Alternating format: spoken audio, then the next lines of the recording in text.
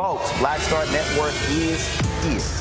Oh, no punches! I'm real revolutionary right now. Support this man, Black Media. He makes sure that our stories are told. Thank you for being the voice of Black America, Roland. Stay black. I love y'all. All momentum we have now, we have to keep this going. The video looks phenomenal. See, there's a difference between Black Star Network and Black-owned media and something like CNN. You can't be Black-owned media and be scared. It's time to be smart. Bring your eyeballs home. You dig?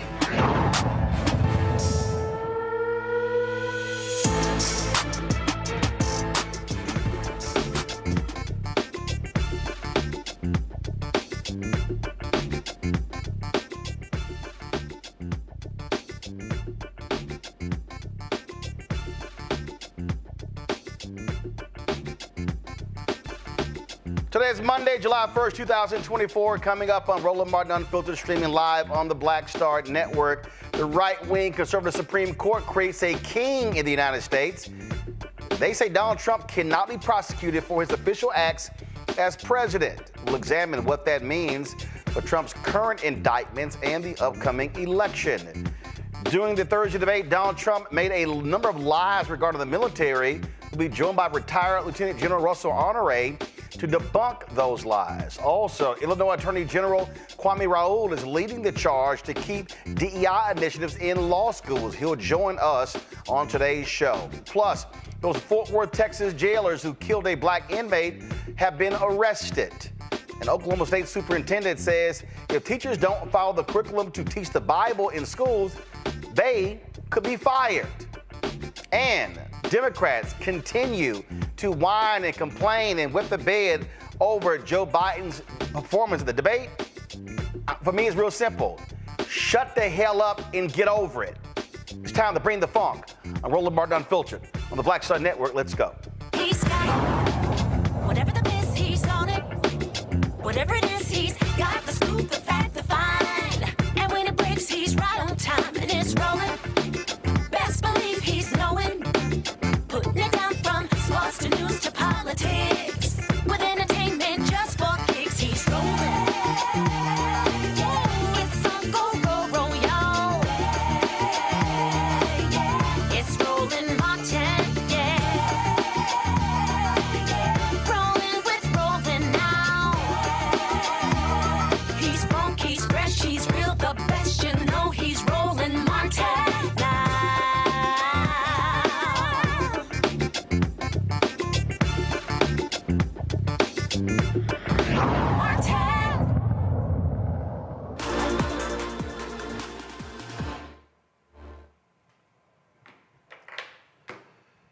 Folks, this just in, President Joe Biden will be speaking to the nation tonight regarding today's Supreme Court ruling, a 6-3 decision that says Donald Trump has a lot of immunity from crimes he committed while in office. The nation's highest court decision is a major blow to prosecutors seeking to hold Donald Trump accountable for his attempts to overturn the 2020 election results. This, of course, fell along partisan lines. It has taken them 6 months to render this decision. And remember, Justice Sonia Sotomayor warned us about rulings that will be coming down. Well, now we have this. Joining me now is Ellie Mistel, Justice Correspondent for The Nation. Also, Adam Sir, staff writer with The Atlantic. Glad to have both of you here. Ellie, I want to start with you. How bad is this? For folks who don't understand the law, who they don't follow this stuff closely, how bad is this decision? Significantly worse than even I imagined it would be. The crux here is that the president cannot be charged with the crime for acts he commits while he's in the White House. Now, you're going to hear a lot of people, a lot of apologists for the Supreme Court, a lot of centrist Republican-style people telling you that, whoa, they're unofficial acts that he could still be charged for. Yeah, but the key here is that the Supreme Court gave no guidance on the difference between official and unofficial acts. Arguably, everything the president does is going to be ruled as an official act. More importantly, the Supreme Court took away the ability to use evidence of what the president says and does as evidence against the president trying to say that his acts were in fact unofficial. Because if the president talks to the public or talks to his advisors about for instance, who he would like to assassinate. That too, that communication is also official and thus can't be used to prosecute the president. So there's really no more bounds on what the president can do. It's elevated the office of the presidency to a situation where it is truly above the law. The president now has the ability to commit crimes. And again, I'll end there because that's one of the most important legal points. We're not talking about qualified immunity. We're not talking about immunity from civil liability. We're talking about crimes. We're talking about absolute immunity to commit crimes as long as you say committing that crime is part of my job as president of the United States. This is Justice Sotomayor. Anthony, go to my iPad. She says the court effectively creates a law-free zone around the president, upsetting the status quo that has existed since the founding. This new official act's immunity now lies about like a loaded weapon for any president that wishes to place his own interest, his own political survival, or his own financial gain above the interest of the nation. The president of the United States is the most powerful person in the country and possibly the world. When he uses his official powers in any way, under the majority's reasoning, he now will be insulated from criminal prosecution. Orders the Navy's SEAL Team 6 to assassinate a political rival, immune. Organizes a military coup to hold onto power, immune. Take a bribe in exchange for a pardon, immune. Immune, immune, immune. Let the president violate the law. Let him exploit the trappings of his office or personal gain. Let him use his official power for evil ends, because if he knew that he may one day face liability for breaking the law, he might not be as bold and fearless as we would like him to be. That is the majority's message today. That right there sums it all up. This is literally saying this is like if you have a criminal informant and the FBI says you can commit any crime you want to because you're our informant, don't worry about it. We're going to get you out of it. You're never going to get arrested. You're never going to even be prosecuted.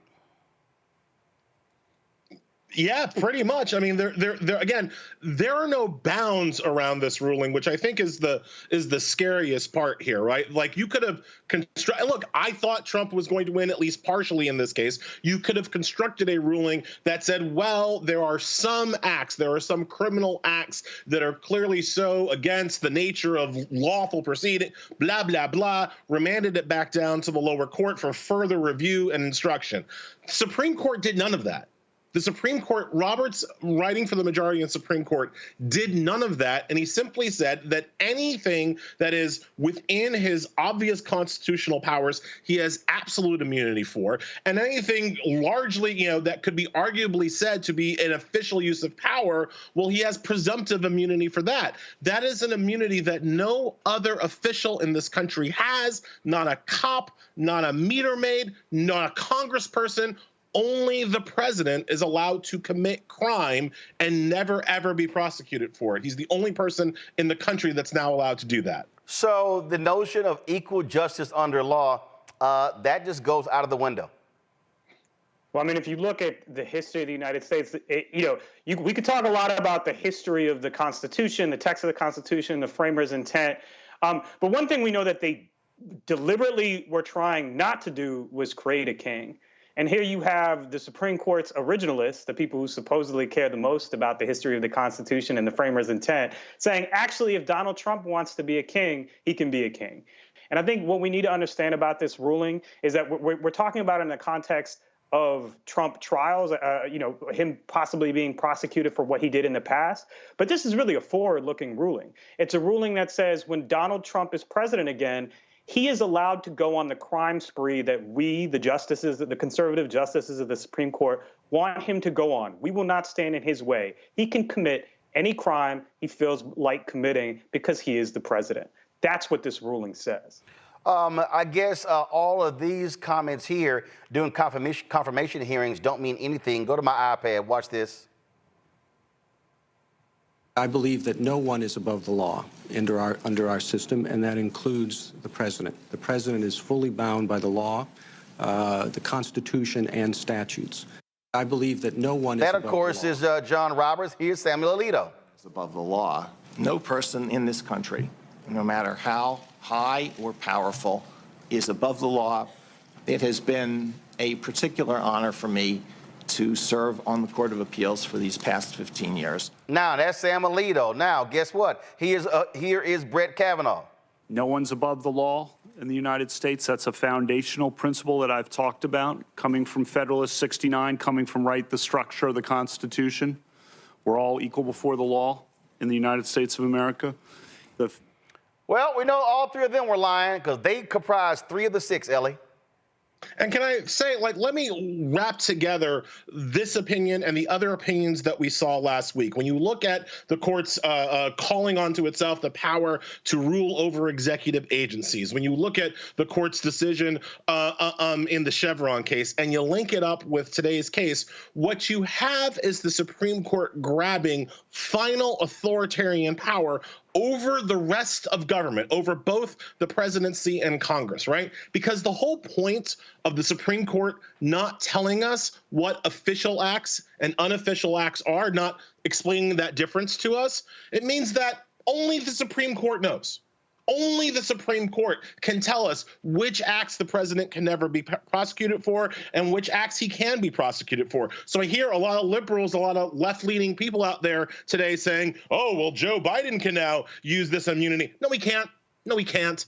Because if Joe Biden tried to do the criminal things that Donald Trump did, all of a sudden the Supreme Court would say, oh, no, those were unofficial acts that Joe Biden took, whereas Donald Trump took official acts. See the difference? Because the Supreme Court is making up its own rules as it goes along, the Supreme Court is the only institution with real power in this country. And that is the through line from throughout the Supreme Court term, and certainly from the last week and a half.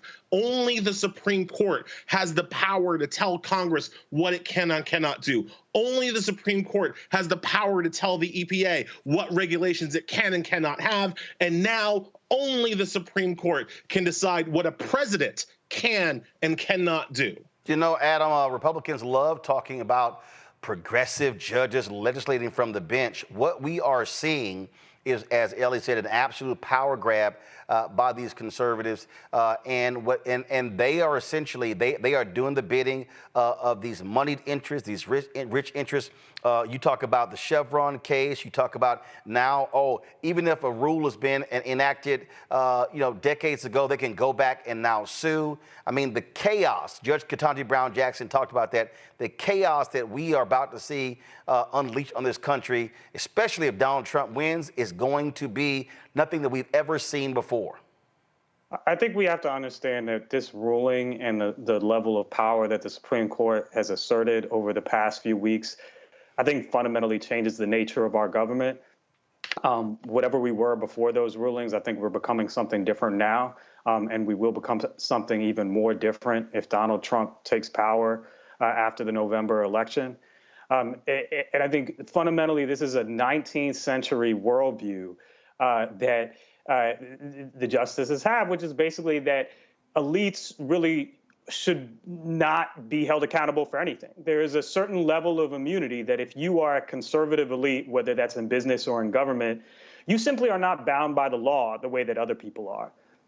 And so I think it's important to go back to those statements that they said, well, nobody is above the law. They're actually creating classes of people who are above the law, and those people are all their political allies and friends. Ellie, what people have to understand, again, Sotomayor talked about, hopefully a president doesn't go there. Let's be real clear. Donald Trump has already went there. He knows no bottom. There's no such thing as guardrails.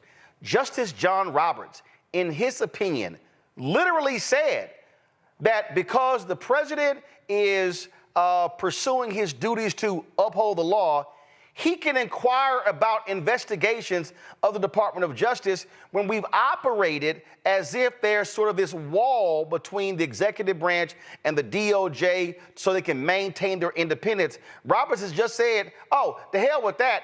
The president can call the attorney general, give me an update on this case, involving him, involving a family member, involving an administration official. That's what John Roberts is saying.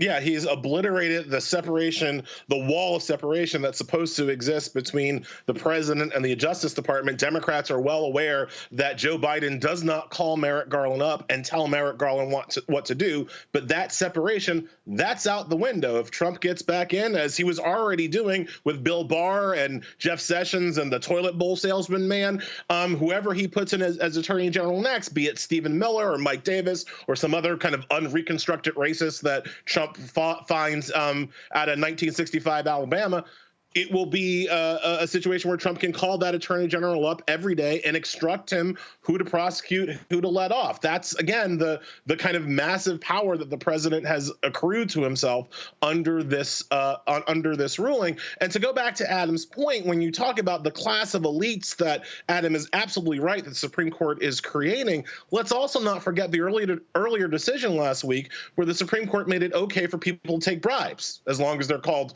gratuities or tips after the fact. It's completely legal now for public officials to take bribes so they can get paid for a decision that helps out their powerful friends, just like this one today.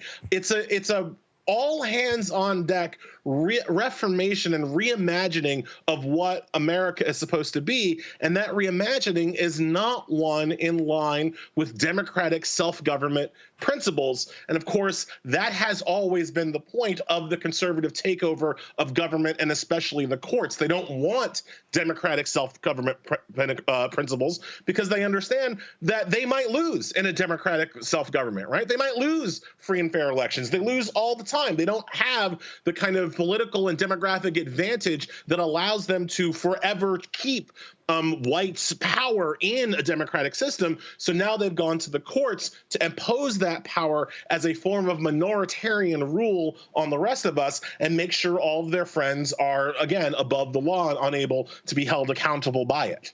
I want to add something to what Ellie just said. I mean, when you talk about when Roberts obliterated DOJ independence with that sentence saying the president is allowed to have conversations about investigation, that is the president. Donald Trump is right now saying he's going to pursue retribution against his political enemies.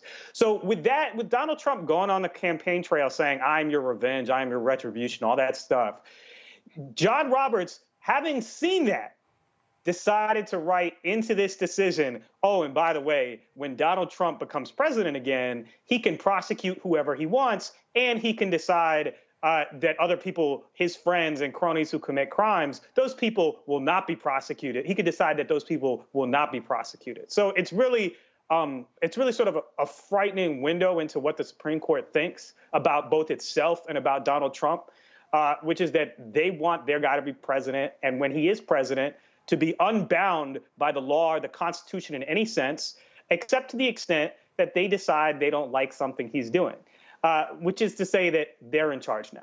And Ellie, let's be clear. This decision today, this was not specific to the case that came up.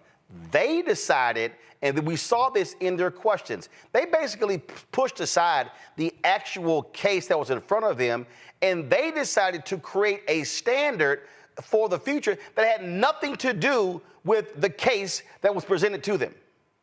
John Roberts went out of his way to avoid talking about the actions of January 6th, to avoid talking about what actually went down and the crimes that Donald Trump was actually accused of. It was actually only Amy Coney Barrett in a concurrence, in a footnote of a concurrence, that even brought up the fake electors. John Roberts, in the majority opinion, he stayed far away from the crimes that Trump was actually charged with. Now, again, constitutionally speaking, the Supreme Court is not supposed to issue advisory opinions. They're not law professors, right? They're not supposed to pontificate on what the law could be in some day, right? They're supposed to deal with, quote, cases and controversies, actual things that are happening, but this decision was completely removed, completely detethered from any actual wrestling with what Trump was charged on. And again, as Adam is saying, this is all by design. And if there's one thing that I want your viewers to come away with from Roland, is that nothing is happening by accident.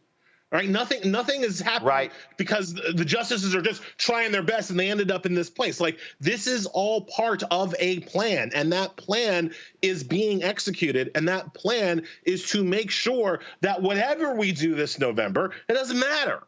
Like that's the actual plan. And so when you have people, and I hate to go back to this like conversation, but when you have people kind of like pulling their hair out over the fact that Biden looked old and slow at the debate, and I agree, he looked old and slow at the debate, like, do you understand what's coming next? Do you understand what happens next? If you think Trump was willing to commit crimes the last time, what is he going to do now that he knows for a locked fact that they're not allowed to prosecute him after he leaves office? There's just, you have to have some perspective about the forces that we're dealing with here. Adam, go ahead. If he leaves office, the Supreme Court has said he can't be prosecuted if he refuses to leave office because, that might be part of his official duties. So really, I mean, that's what Sonia Sotomayor said in her dissenting opinion, that this is so broad that it essentially legalizes, someone deciding they want to be president for life. There is no universe in which that is what was intended by the founders. There's just no universe in which that's what they wanted to do when they devised a system of checks and balances. Whatever else you might say about them as wealthy slave owners who created a constitution that recognized property in man, they did not intend to say you can be president for life if you feel like it. President Biden is going to speak on this 7:45 p.m. Eastern. And I got both of you here. I got to get your take on this. Go to my iPad. Listen, you've got Ellie, you got people like James Carville and other Democrats who are yelling and screaming, oh my God, Biden has to be replaced. These people are sitting here trying to float other candidates. They want to ignore Vice President Kamala Harris.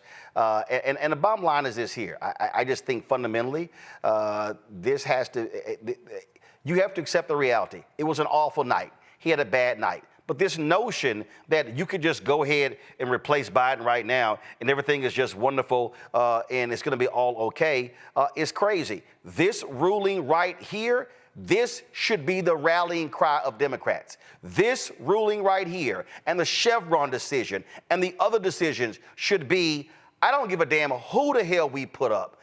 It has to, there's no way in hell Donald Trump can be allowed to be anywhere near the Oval Office because the Supreme Court is going to allow this man to do whatever he wants, and we know how evil he is and what he is going to do to wreck this country because he has no bottom.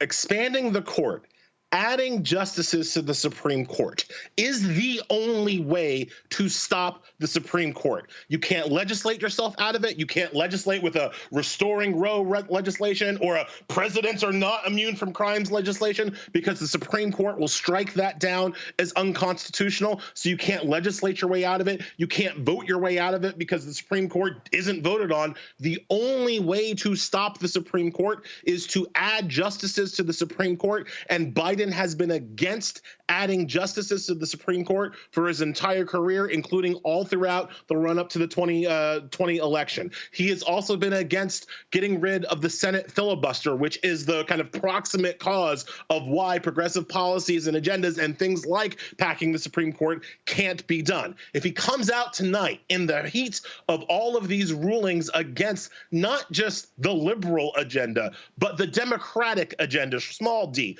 the agenda for democracy, if he doesn't come out against the Supreme Court tonight and say that something must be done to bring these people to heel, then I don't know when he is going to come to it. That is the only solution. In terms of replacing him on the ticket, I'll go to the law here because that's my expertise. If you want to replace Biden on the ticket, the literal only person who can replace him on the ticket is Kamala Harris. I don't say that because I like Kamala and I'm black, although I do like Kamala and I'm black.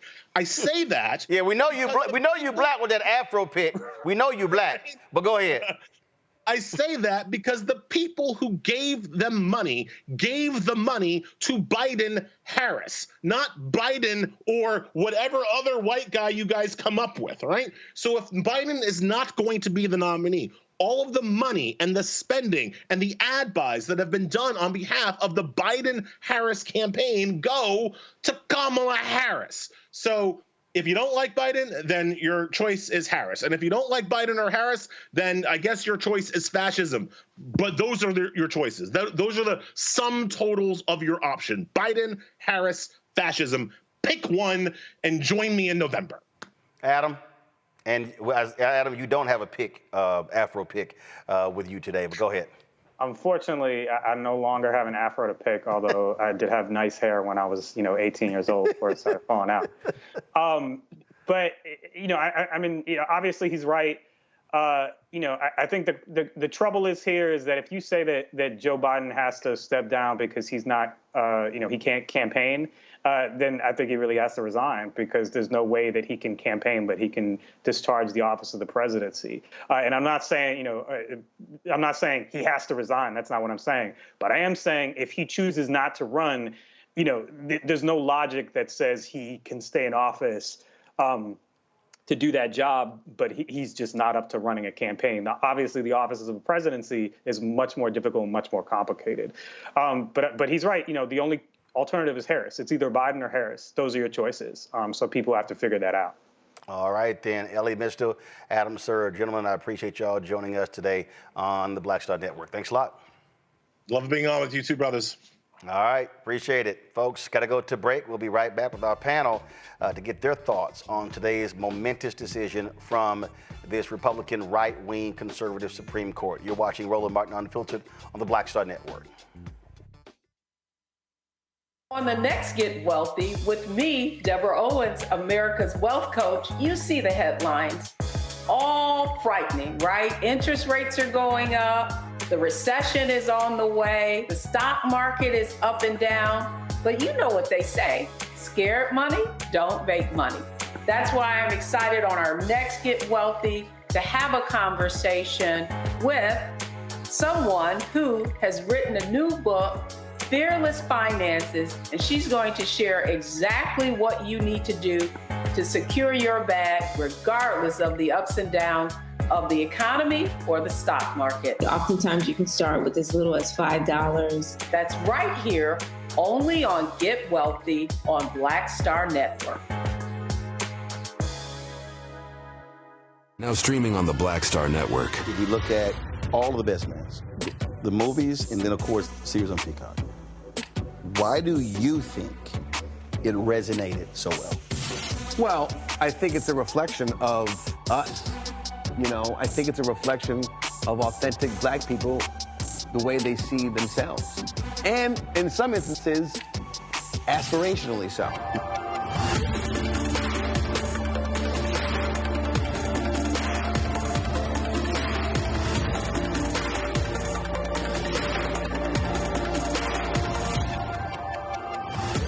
What's good, y'all? This is Doug E. Fresh, and you're watching my brother Roland Martin Unfiltered as we go a little something like this. Hit it.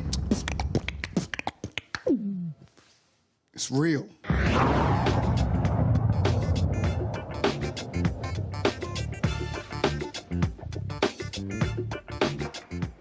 All right, folks, let's get right to it with my panel. Dr. Julian Malveaux, economist, president, emerita of Bannon College, also author, coming to me from D.C., Dr. Amakongo Debunking Sr., professorial lecturer, School of International Service, American University, also from D.C., and former Georgia State Representative, Rita Shannon from Atlanta. Glad to have all three of you here. Amakongo, I'll start with you. What we are dealing with is a hardcore right-wing conservative court that is deadly entrenched in the camp of Donald Trump. They want this man to be president.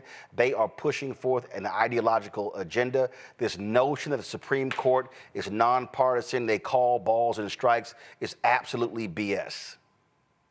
Yeah, and I think we have to be mindful of the fact that this is not an activist court. An activist court tries to enforce the Constitution in their view in some way, shape, or form. This is an extremist court. This is its goal. It's a MAGA court. And their goal is to be in line with Project 2025 and be in line with a man who said that he wants to seek retribution. And they did this with abortion, and they did this with all of the cases, affirmative action, this idea. They always try to go to some, pie in the sky theory instead of dealing with what's right in front of them. And it's shady and it's despicable. And we shouldn't be surprised that this has been their MO.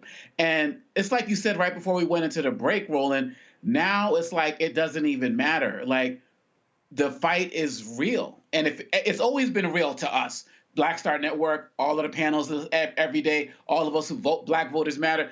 But I'm talking about for the rest of the country. Like, if you didn't realize how real this was before, you have to realize this now. The United States can no longer say nobody's above the law. You have to say nobody's above the law except the president. You can no longer say, you know, that we hold these ideas to be self-evident and we believe in institutions. No, you have to say as long as the leaders believe in them too. Because who knew that it would just take one person and say, well, I don't believe in the Constitution, and all of a sudden here we are. We have to get out of this notion that countries that are democratic fall because of military coups and tanks that show up at the president's door. Democracy doesn't die like that. Democracy doesn't die in darkness. Democracy dies right in light of day with regular people every single day, and it starts with people who get complacent and give their rights up to somebody else. That's what happens across the globe. And so we have to be mindful of that every single day, this is what we are experiencing now. And so when it comes down to what happened with Trump and this decision, what are we willing to do, America? Look what's happening in France with their, election results, and look what people are doing all across the world when they are frustrated. Half the world right now, Roland, is voting to be democratic or dictatorial. And the United States is up right now. What are we going to do with that? Right now, too many of us are standing idly by worrying about a debate when we actually might be able to lose the only democracy, imperfect as it is, that the majority of us have ever known. Renita, people have to understand how critical this election is. The only way to stop Donald Trump and to stop this hardcore right-wing Supreme Court is to vote and make sure Trump is not even anywhere near the Oval Office. He can be beaten. He can be stopped. That will not happen. The people are sitting on the couch. Well, in addition to keeping Trump out of the White House, it takes more than that. Like Ellie Mistel said, you are going to have to restack this Supreme Court, and you're going to have to put justices that are actually interested in upholding the Constitution as opposed to writing from the bench their own Constitution. The Supreme Court judges are supposed to be interpreting law, not making law, and far too often for the last couple of years or so, what we've seen is Supreme Court justices that almost feel like they are legislators. Their job is to interpret the law, not to make law. As it relates to their decision today with Donald Trump, at the end of the day, any black person in this country knows that there have always been people above the law. It's nice to say that no one's above the law in this country, but that's just not true. That is something that is aspirational for this country. It's time to actually make that true. We can even see with Donald Trump, even with him not in office, he's been essentially above the law. I don't know anybody else who can walk around with more than 30 felonies and not actually be in jail already. And I don't know very many people who actually think that when it comes to sentencing for the 34 felonies that he's been convicted of, that he will actually go to jail. So for more often than not, we see that wealthy white men in this country, regardless of party affiliation, are above the law. And it's time that we, leaders want folks to have faith in the justice system. This is exactly why people don't have faith in the justice system, because we see that the justice system is willing to twist and turn to support wealthy white men to not hold them accountable. And then when it comes to anyone else who's not a wealthy white man, particularly black and brown folks, you see the justice system bending over backwards to throw us in jail. And that's just where we are. Well, here's the deal, though, Julian. The reality is you cannot increase the Supreme Court if you don't vote. Look, it doesn't happen by happenstance. That has to happen by Congress, which means you got to vote for who you want to be president. You got to vote for folks in the House, and you got to vote for folks in the Senate. And so it just doesn't happen. I remember I was talking to this one guy. He was like, yeah, I ain't voting until we change Electoral College. And I was like, dumbass. You do know you do know that members of Congress have to vote on a constitutional amendment to change the Electoral College. Then it has to go to the states to be ratified, which means you got to vote on the federal and the state level. He was like, oh, I didn't know that. And that's the thing people have to understand. And so this is why exercising the right to vote is critical in November. You cannot decide to sit your ass on the couch. Roland, it's interesting. We stopped teaching civics, made it elective, I don't know, maybe 20 years ago. So your friend Dumbass has a lot of friends who don't understand. It's like some of these ADOS so-called reparations activists who say they're not going to vote till they get reparations. Well, fools, do you think you're going to get reparations if you don't vote? You come up with these cockamamie reasons why you're not going to vote. And really, to not vote is to vote to be re-enslaved. That's what it is. And you see it with this opinion. I would ask everybody to read what Justice Sotomayor said, just scathing and brilliant. I want to just read a couple of sentences, if I might. This official act's immunity has no firm grounding in constitutional text, history, or precedent. She goes on to say, history only matters to this court when it is convenient. And in some ways she's referring to Dobbs, but in many other ways she's just talking about how you showed the clips of those folks at their confirmation hearings. All of them should be charged with perjury. But I guess if they were, they probably passed some ruling that they couldn't be held for their perjury because it was part of their official duty to basically hold up the Orange Man. It's so infuriating when you read, first of all, Sotomayor's very precisely reasoned opinion, as opposed to that slop that John Roberts put out there. The so-called, all these people say they have reverence for the court, they have reverence for history, but they don't have any reverence when it comes to the truth. They don't have, their reverence is for that Orange Man. Their reverence is not for the truth, it's not for justice. It's infuriating, but you have come to the conclusion that many of us have, Roland, that we all have. If you don't vote, you have no power. And so it's very frustrating to see so many young people say they're not going to vote. The other thing, Biden had a horrible debate. I framed it in a column as you have a choice between a liar in chief or the mumbler in chief. And if I had a choice between a liar and a mumbler, I'll take the mumbler every single day.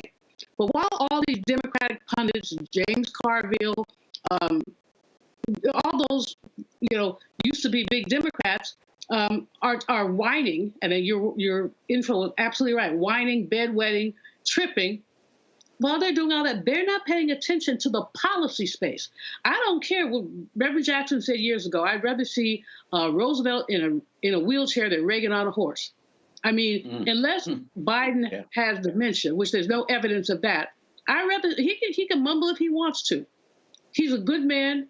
He's done a lot, not only for Black community, but for the nation. And I think it's unworthy of people who call themselves Democrats and say they're progressives to be piddling around and talking about, well, look at the way he walked. He addressed that. He didn't walk like he used to. Nobody does.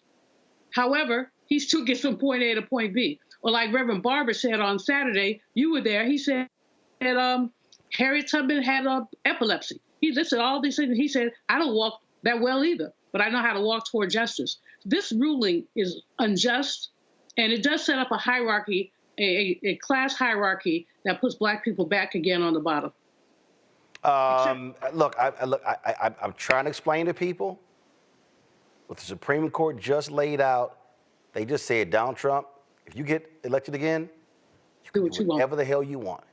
You can do whatever the hell you want, and you won't be prosecuted.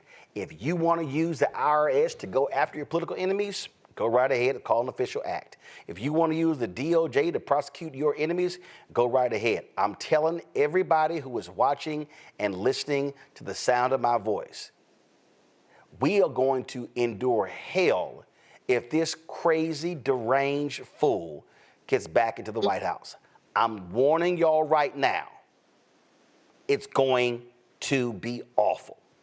Going to a break, we come back, we're going to talk about the Democrats crying, whining, talking about you need a whole new nominee. It ain't that simple, folks. So we'll break that down next. Don't forget, support us in what we do, folks. Join our Bring the Fuck fan club. You can see your check and money order to P.O. Box 57196, Washington, D.C., 20037-0196. Cash App is $RM Unfiltered. PayPal, R Martin Unfiltered. Venmo is RM Unfiltered. Zelle, Roland at RolandSMartin.com, Roland at RolandMartinUnfiltered.com. We'll be right back.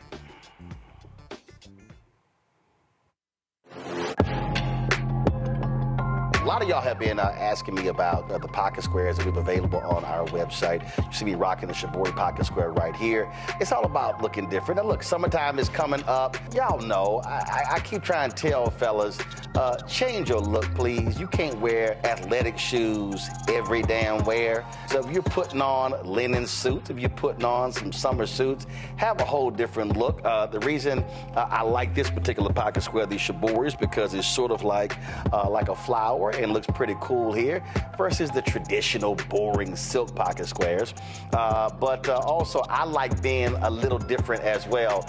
So this is why we have these custom-made feather pocket squares on the website as well. My sister actually designed these after a few years ago. I was in this battle with Steve Harvey at Essence, and I saw this at a St. Jude fundraiser. I saw this feather pocket square, and I said, well, I got some ideas. So I hit her, and she sent me about 30 different ones. And so this completely changes your look. Now, some of you men out there, I had some dudes say, oh, man, I can't wear that. Well, if you ain't got swagger, that's not my problem. But if you're looking for something different to spruce up your look, fellas, ladies, if y'all looking to get your man a good gift, I've run into brothers all across the country with the feather pocket squares saying, see, check mine out. And so it's always good to see them. And so this is what you do. Go to RolandSMartin.com/pocket squares.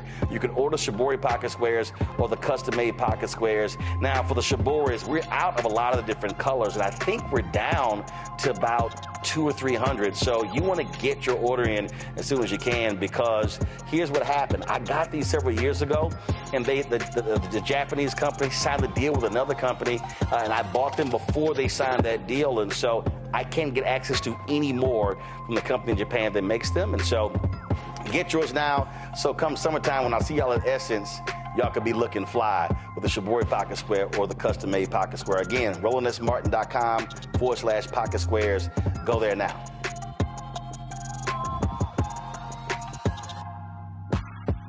Hi, everybody. I'm Kim Coles. Hey, I'm Donnie Simpson. Yo, it's your man Deion Cole from Blackish, and you watch Roland Martin, Unfiltered.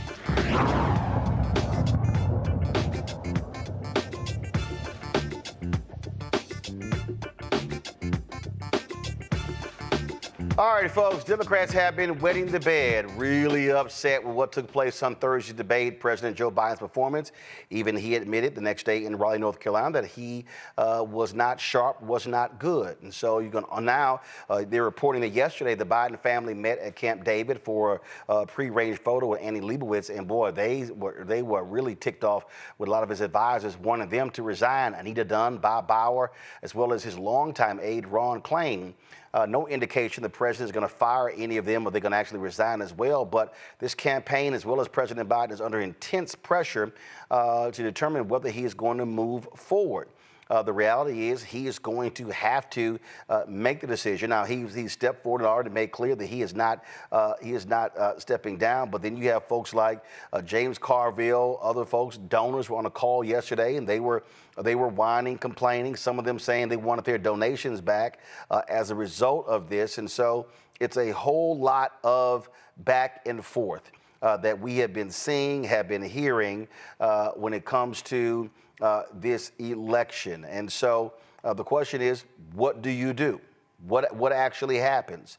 How do you move forward? Do Democrats go ahead and say, we're going to stick with President Joe Biden, he is going to be our nominee, or are they going to consider pushing him to step down, resign, and leave? And so it has been just a lot of discussion back and forth.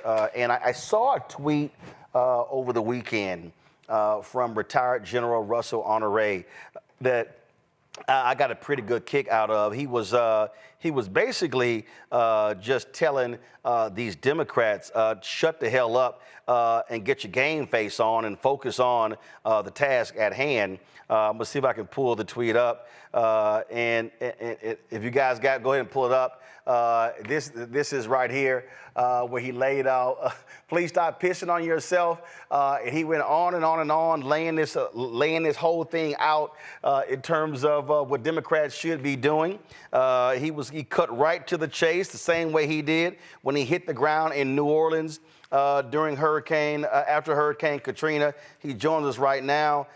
And General, glad to have you here. I mean, my goodness, these folks really do need somebody with some guts, somebody with an attitude to whip them into shape and to realize You calling for Biden to step down after one debate. I don't recall the New York Times or the Land Journal-Constitution saying Donald Trump should step down after he was found guilty of sexually assaulting a woman and found guilty of 34 felonies. Absolutely. Circle the wagon. In every war, you're going to lose a battle. But you adapt, you overcome, and you win the war. Losing the battle, if you hadn't lost the battle, you hadn't done anything. And that was a battle loss, but it's an opportunity because they allowed the convicted felon that's running for the White House to spend an hour and a half spewing lies. I don't think he said one thing that was true. As opposed to the Democrats circle the wagon and focus on the lies of the convicted criminal, they beat their own guy up. And I wish James Carville and that Obama crowd and that Clinton crowd that get all the time on television, shut the hell up. If you're not going to support Biden, shut the hell up. Attack the other guy. If you can't say nothing good, shut the hell up and focus on the other guy. That's what we got to do and get the vote out, because we got to get the young people excited about coming out to vote. The young people can save the democracy in the United States, and that's what we need to be talking about. Now, General, I've never served in the military because I don't do well taking orders. But when it comes to debating, when it comes to being on the offensive, I am a firm believer of attack, attack, attack. And that's exactly what you're saying here. That man stood there and lied over and over and over and over again, and you heard Biden say, hey, I might not walk as fast as I used to, I may not talk as smooth as I used to, but damn it, I tell the truth. And you don't sit here and let a fluid liar get away with it. Absolutely. You know, a convicted felon can't be in the Army. We're about to let this guy be commander-in-chief again. If we let these talking folks who are on TV now beating their own guy up, beat the other guy up. I mean, experienced politicians have said this throughout the year. Don't talk about your own team, talk about the other guy. And we've lost some opportunities. Some of the crime going on in the debate analysis, I had to turn the damn thing off for 2 days. Watching some names that you and I both recognize, people we know that we've conversed with, come on TV damn near crying over the debate, while the other guy allowed to line for an hour and a half. They said nothing about that. They beat up on their own guy. Hey, look, the other side, they got this down. They'll support a liar. They went to court with him. This guy been convicted of grabbing women by the parts. He's been convicted in court of assaulting a lady for sexual assault. And he's going to be the commander-in-chief. He couldn't even join the Army with his criminal record.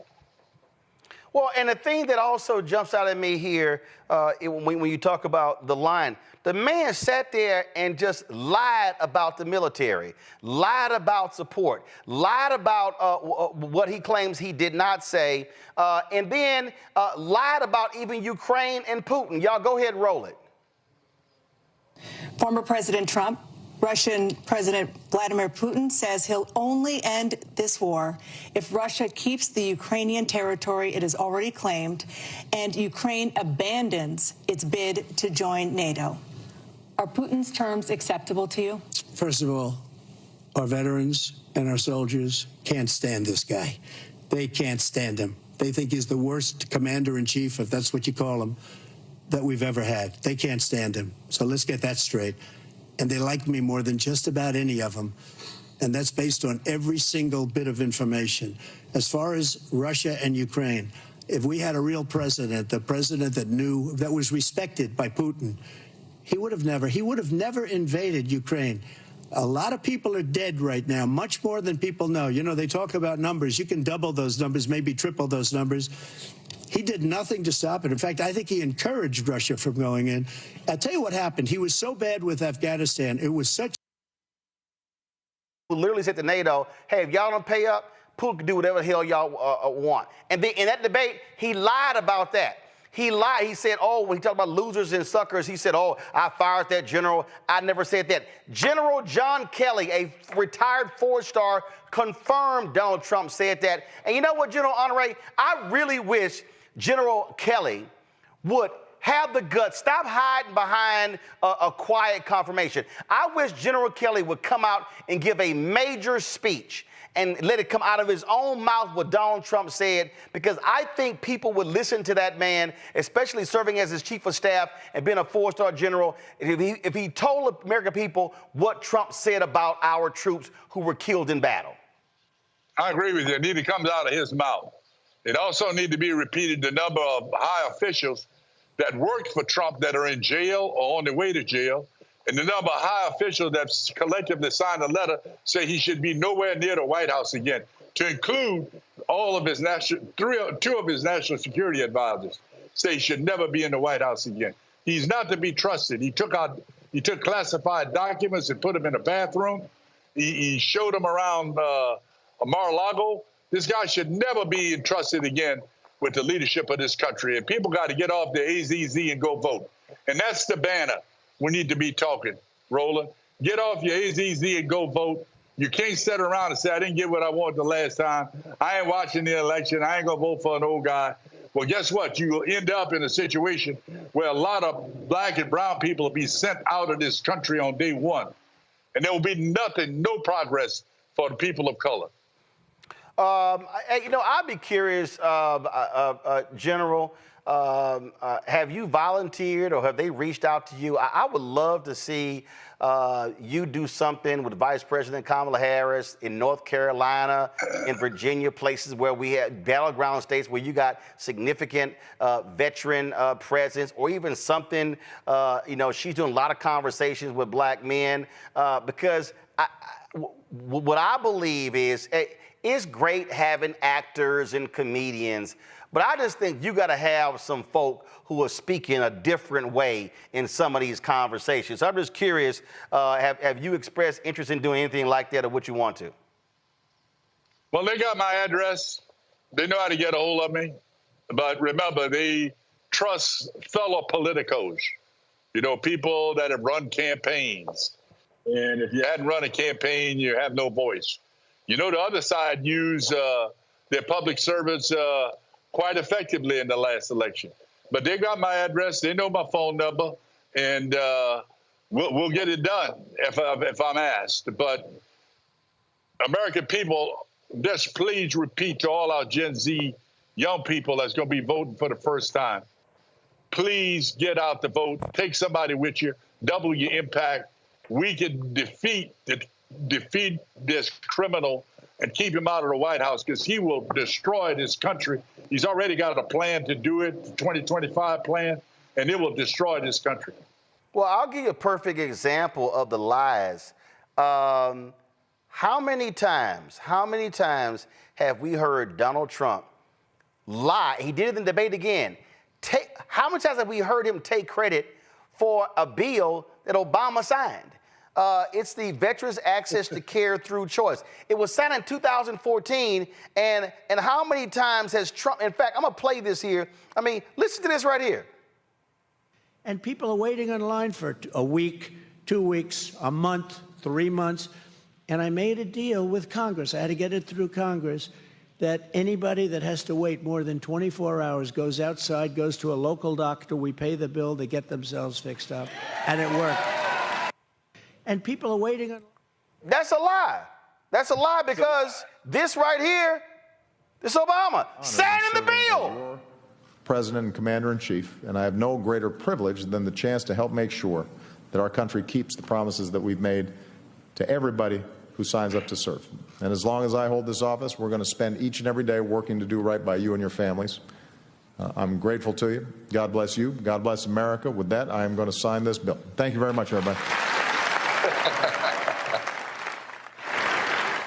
I mean, this is literally, go back to it. This is literally Obama signing the bill that Trump has, for the last 7.5 years, claimed that he got passed. The man, I keep saying, the man will lie about a lie. Yeah, if his boss is moving, he's lying. I can just tell you that. He's a lying criminal, is what he is. And I hope our members of Congress get their big pants on and come out and support their candidate and stop talking about what didn't happen at the debate and talk about this lying criminal that's trying to get back in the White House that will destroy our democracy. Look what he's done with this Supreme Court. Look what they did today. They basically told him he could do anything he wants. He literally could go down the street and shoot somebody. He literally could take SEAL Team 6 and go shoot somebody. Well, what happens right now? What the hell's going on in the country? That the President of the United States can order somebody eliminated? And the Supreme Court think that's okay? What the hell's going on? That court need to go away, and the only way it's going to go away is we got to win the House, the Senate, and the White House. People need to understand that. They're going after health care. They're going after women's health care. They're going to go after abortion pills, and they're going to eliminate people's right to vote. You watch what I'm telling you. We've got to defeat this criminal in the next election, and we got to win the House and the Senate. Don't forget to pick your candidates for the House and the Senate and vote for them, and take somebody with you when you go vote. All right, then. Well, General, I'm going to pass that note on to the Vice President's office, because I really think, again, if they want to have some real voices out there talking to veterans, talking to the military community, talking to black men, that you are somebody that will be a strong voice, because listen, this is all hands on deck. We can't take one day off between now and Election Day. We see the evil that's before our very eyes, and we cannot be silent to act like we can just coast. No, we can't assume anything. The best way to ensure Donald Trump never gets near the Oval Office is to hand him another L in November. You know what I see, Laura, Roland, is the criminal brings out black entertainers and sports figures, selected people, to speak on his behalf. Where in the hell are the sports and entertainment people speaking on behalf of Biden? Where are they? Where's Oprah and them? Where they at? Great point. Great point. And you can't be waiting until October and November. You got to be doing it now. Absolutely. Good job, Roland. Keep up the message. All right, General Honoré, we appreciate it. Thanks a lot. I'm here. Get off your AZZ and vote. Yes, indeed. Let's go to my panel here. Listen, Renita, this is not that difficult. General just said it. You circle the wagons. Republicans have been circling the wagon. Okay, they know what they got. They know he a liar. They know he's a doggone thug in chief, but they want that power. And so Democrats are walking around like a bunch of punk asses. Oh my God, okay, he's too old. Trump been out there lying, mumbling stuff. Donald Trump actually stood out there and said, matter of fact, let me see if I can find it. Donald Trump actually said at one of these rallies that he got the vote of comedian Joan Rivers. Well, that's a little hard, because Joan Rivers died in 2014. So I don't know how in the hell she actually voted. Matter of fact, that was an audio interview. Listen to this. Joan said she was a Republican. Did you know that? I thought she might have been a Republican. Yeah. I know one thing. She voted for me, according to what she said. How in the hell she voted for your ass when she was dead?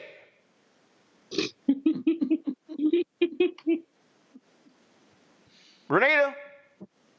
So on the one hand, winning a debate does not guarantee you that you're going to win an election. Plenty of candidates, whether you're talking about for president or whether you're talking about running for local office, we've seen this time and time again where candidates have gotten to the point where they don't even show up for a debate, and it has absolutely no impact on their election. But on the other hand, and this is what I think that we're in the territory of now with what happened with the debate performance on Thursday, is that when you do show up to a debate, if there are catastrophic things that happen within that debate, then those are opportunities to make clips and to make commercials that can reach the general public, where the general public really doesn't watch debates like that. And that's usually not what they use to make their defining decision of who they're going to vote for. I know that my opinion is in the minority on this panel. It's completely fine. I'm fine with that. I've had the experience of campaigning to voters, and I'm going to tell you this. saying that this is about backbone or people whining or anything like that is just not helpful. The worst thing that Democrats can do right now is dismiss people's concerns. At the end of the day, every voter has their own metric of what they're going to use to decide who to vote for. And so people are, alarmed right now because they understand that the average voter out there who we need as Democrats to show up and vote are not people who are going to take a lot of time to do fancy calculations about, well, you see, this is with the Supreme Court, we need this, we need that. They are going to go with their visceral reaction of whether or not they want to vote. So I think that there are pros or cons whether or not they want to vote for Biden, because again, this is not a choice between Trump and Biden. That's the old way of thinking about elections. This is a choice about people voting or not voting, and that's a decision that every voter makes. At the end of the day, we have to listen to what people are saying. There are pros and cons, whether there's pros and cons to keeping Biden, there's pros and cons to trying to get another nominee. I think what the Democrats need to do, which is what they have not done for some time now, at least a decade, is actually go and deal with people's concerns head on. If people are saying that they don't feel confident that he can handle the job after Thursday night's debate, do not dismiss those concerns. You've got to deal with them. Because I'll tell you this, telling people that they have to vote and this is the way that they should make their decision, that doesn't make people actually vote. Voters are happy to stay home, and we will be upset, but they will not. And so at the end of the day, we can only decide what it is that we're going to use as far as how we decide who to vote for in our minds. But everybody always has a different way. Every voter has their own metrics that they're going to use to vote. And people are not going to go through whether or not they think he clinically has dementia. It's going to be that gut feeling. It's always been that way. Even look at when you go back when Nixon ran the first time against JFK, he didn't wear makeup at one of the debates they had. It was one of the first televised debates in history. And JFK ended up winning that cycle. And a lot of people attribute it back to Nixon looking tired. Well, let's be real clear. Let's be real clear. JFK also won because his daddy bought some votes. Right, but that debate was central to. No. I understand. I understand the debate, but here's the reality. They should not. Don't just dismiss concerns. No, but here's the deal. But no. I'm not dismissing concerns. I'm looking at what's sitting before us. And what's sitting before us is this. It's July 1st. First, all this talk about Whitmer, Newsom, Shapiro. Here's the problem. There's $220 million has been raised by the Biden-Harris campaign. That money can't go to anybody else. A small portion of that went to the DNC. Now, you got the people in the party, all of these people who are talking about replacing Biden, none of them are saying, let's make it Vice President Kamala Harris. And so you now got to get over that particular issue of the people saying, hey, let's replace the entire ticket and pull her off. Let's see how black folks feel about that. But let's say Harris is let's say, okay, he does step down. Harris is a nominee. Can't be Newsom, both are from California. Can't be Whitmer. America ain't gonna go for two women on the ticket. Can't be Westmore. They damn sure didn't go for two black people on the ticket. So now the question is, what are you now left with? And so all of those are factors here. And the reason why I call it bedwetting or whining, I'm also looking at how the opposition responds. The New York Times, Julian, never did an editorial calling for Donald Trump to step down after he was convicted. But they called for Biden to step down after one debate. Land Journal-Constitution never called for Donald Trump to step down after he was found liable for sexually assaulting E. Jean Carroll. But they said, oh, Biden should step down. Also, I saw Republicans in Congress go to New York City and just every single day standing there, oh, we're standing with Donald Trump. They circle the wagons. They know about all of his failings. They know about him cheating on his wives. They know about him cheating on his taxes. They know about him having all the money he owes because his charity that got shut down, inflating his businesses. But you know what they said? He ain't going nowhere. And so again, I believe what we're seeing here, Democrats love to play by a set of rules that nobody else is playing by. And so if I'm assessing what I'm looking at, what are my options? The reality is you ain't got that many options. And so the option likely is roll with the one that brung you. Because otherwise you actually think, oh, taking Biden and Harris off and putting somebody else in and then they running in a sprint for 2 months and you think you're going to win? Yeah, good luck. You know, Roland, this whole thing, I mean, you're absolutely right. I agree partially with Renita about listening to the people, going to the voters, hearing what they have to say. But at the end of the day, like I said, unless someone can prove to me that he has dementia, which he does not, I think Biden's a guy. I think we stick with him. Everybody's not going to be happy about it. But would you be happy with Trump? I mean, would you really, people, would you be happy with Trump? So you're right about, I forgot who said, I don't belong to an organized party. I'm a Democrat. And that's because Democrats just behave like we never agree. Back in the day when I was doing a lot of television, CNN, PBS, all that stuff, what used to crack me up is the Republicans would come in there with a little cheat sheet. The Republican Party would send them talking points every morning. And by the time they showed up to argue with a Democrat, because if you argue with two of them in the same day, they say the same thing. Meanwhile, we're over there freestyling, doing whatever. Very well, I might add, but from time to time, you need to be on the same page in the same hymn book. So this where we are right now, I'm so glad you had General Honoré on. Because where we are right now is the Democrats just need to pull up their big girl or boy draws and keep it moving. On the subject in fact, hold tight 1 second. That was a Republican who was speaking at the Aspen Institute, who actually, I mean, what you just said, he actually said what you just said. It was quite interesting. Give me 1 second, see if I can find it. It was quite interesting listening to this guy. And again, he's a Republican operative, and he was talking about how you have to fight when you're in the middle of a battle. Here it is right here. Watch this right here. You have a candidate that has flaws. They're significant, but he's better than a 34-time convicted felon. Pick up your swords and march down the battlefield. That's how you win. It's not taking off-ramps, folks. The Republicans are not taking off-ramps. If you don't think this is a winnable race, you're not paying attention to the data. It's extremely winnable. Now, that guy's name is Mike Madrid, and again, has worked in Republican politics.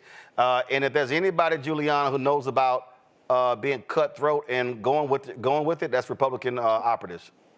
Absolutely. No, these Democrats, again, we dither around.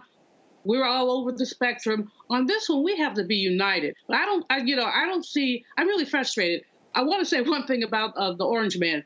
Remember when Mary McCarthy wrote about Lillian Hellman? She said everything that she writes is a lie, even the and the and. That's Trump. Anything that comes, if his lips are moving, his behind is lying. And we know it. So how, like the Mike Miller said, how do we go along with someone with 34 felonies? I mean, I have relatives up under the jail. They only have like 3 felonies, 34 felonies. You know, I mean, that sexual assault, cheating on his taxes, and bragging about basically what he can get away with. And now the court, of course, has affirmed that. The only way we get out of this imbroglio is that we vote. And young'uns, old ones, I have a young relative who told me he couldn't vote. I said, take your Aunt Julianne off your Christmas list, because I will not give you another quarter until I see a piece of paper that says you. We have to be hardline about this voting. We really, really do. And again, we've got folks who are running around. I'm thinking about some of my reparations people who want to vote for Jill Stein. Why? Why? I mean, when people start giving you these bogus excuses, what we have to say is why. What do you think you're going to get with crazy Robert F., whatever his name is, Robert F. Kennedy, wasting your vote on that? Jill Stein is a space cadet. What are you going to get from that? You have a protest vote. Your protest vote is to keep the Orange Man out of the White House. Congo, the Biden campaign dropped this ad today. Watch. Did you see Trump last night? I mean it sincerely. The most lies told in a single debate. He lied about the great economy he created. He lied about the pandemic he botched. And then, his biggest lie, he lied about how he had nothing to do with the insurrection of January 6th. We all saw with our own eyes. We're going to walk down to the Capitol, and I'll be there with you. We saw police being attacked, the Capitol being ransacked. He did not a single thing to stop it, nothing. Folks, I know I'm not a young man, but I know how to do this job. I know right from wrong. I know how to tell the truth. And I know, like millions of Americans know, when you get knocked down, you get back up. I'm Joe Biden, and I approve this message. Now, I'm gonna go. Totally understand the point that Renita is making there in terms of where people stand, how they feel, but here's and also the clips. But here's the other thing. Yes, I know the numbers. 51 million watched the debate. That was actually the lowest watched debate since 2004 between Bush and Kerry, okay? Which was like 74, 75 million, all right? It was June 27th. So the reality is, if you go on the counteroffensive, if you're driving a message about the lies he told, if you're sitting here hitting him and hammering on every single one of the platforms, then you're now feeding into the system what also took place that night, and you're countering what they're doing with Joe Biden. But if you're the Democrats and all you're doing is talking about, oh my God, how he was feeble and he was awful and he was this, he was that. I haven't heard a single Republican complain about anything bad that Donald Trump did. They've been on the offensive. That's all I'm talking about. When you sit here, you don't accentuate your negatives, you accentuate your positives, or you accentuate the other person's negatives. Mm-hmm. Absolutely. And that's the beautiful thing about this happening in June, is that you have plenty of time to provide a counter narrative. And so going off of what Renita was saying, I understand what Renita is talking about as it relates to individual voters and the incentive that we need to give and the language. I get that. My bigger issue is with the Democratic insiders, the Democratic consultant class, One thing I appreciated over the weekend was all of the Democratic politicians that I saw. I haven't watched everybody, but Clyburn, Jeffries, Pelosi, everybody was like, yeah, it wasn't the greatest, but we stand behind him. Like, that's what you're supposed to be doing publicly, and you're supposed to bring all of this other stuff. You're supposed to keep it in-house as it relates to what needs to happen going forward. Look, they can all come together and decide, hey, Biden, we're going to support you, but as soon as you get over and you win, resign so Kamala Harris can take over. Like, do something like behind closed doors. But all of this bickering now, what are you going to have, a broker convention? You know, it's going to look worse than 68. Like, what are you really going to do in the next 4 months that's going to fully change your directory when you have a man who thrives off of his opponents not being unified? And that's what Democrats need to do. I'm not saying this whole thing about shut up. I'm saying be mindful of where you're putting out your concerns. You got Biden's number. And that's probably why his family wanted so many of these guys to resign. And to be quite honest, Biden shouldn't even have called for a debate in the first place, because he elevated Trump on some level. Why are you debating a convicted felon? But the point of the matter is, if we want to win in November, there needs to be more closed-door meetings, more closed-door conversations, and more organizing towards winning this election. Biden is worthy of all the critique, but like you said, Republicans don't care. Republicans don't need to fall in love. They just need to fall in line. And you got Byron Donalds out there doing this, cigars in Congress and convicts and cognac, whatever the hell he's doing, trying to imitate Club Shay Shay and all of this other type of stuff, trying to get this vote and that vote. All they need to do is pick away at different parts of our constituencies, and that's all it's going to take for Trump to get over. And so I'm saying the Democratic consulting class and other influential people need to be more organized that way. And lastly, shout out to Taraji P. Henson, who actually did what Russel Honoré was talking about and used her Black celebrity status to call out the importance of voting for Joe Biden and against Project 2025 and all of this other stuff at the BET Awards. My focus is real simple. Take his ass out at the ballot box. There's no other option. I got to go to a break. We come back. We're going to talk with Attorney General of Illinois, Kwame Raoul. He is standing up against these Republican attorney generals and fighting for DEI programs. He joins me next on the Black Star Network. Back in a moment. Next on the Black Table with me, Greg Carr.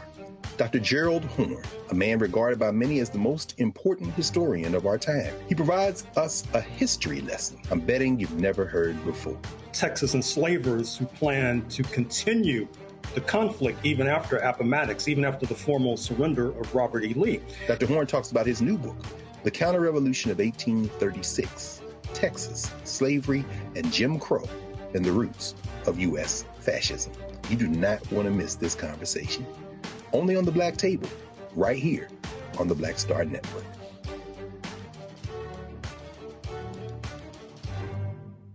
On a next, A Balanced Life, it takes a village to raise a child, and truer words have never been spoken. If you're raising a child, you know that it's a blessed challenge like no other.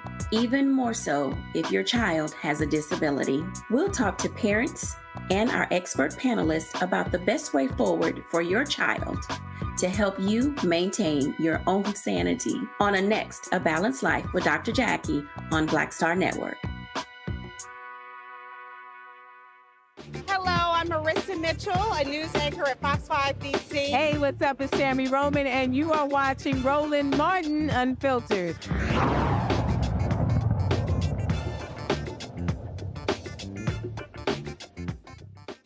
When the Supreme Court ruled against affirmative action in colleges and admissions, Republican attorney generals, what they decided to do was attack these programs all across the country, sending letters to various law firms saying that their programs were unconstitutional. Well, now you have progressive attorney generals who say that the American Bar Association's standard on diversity and inclusion is important and must be upheld.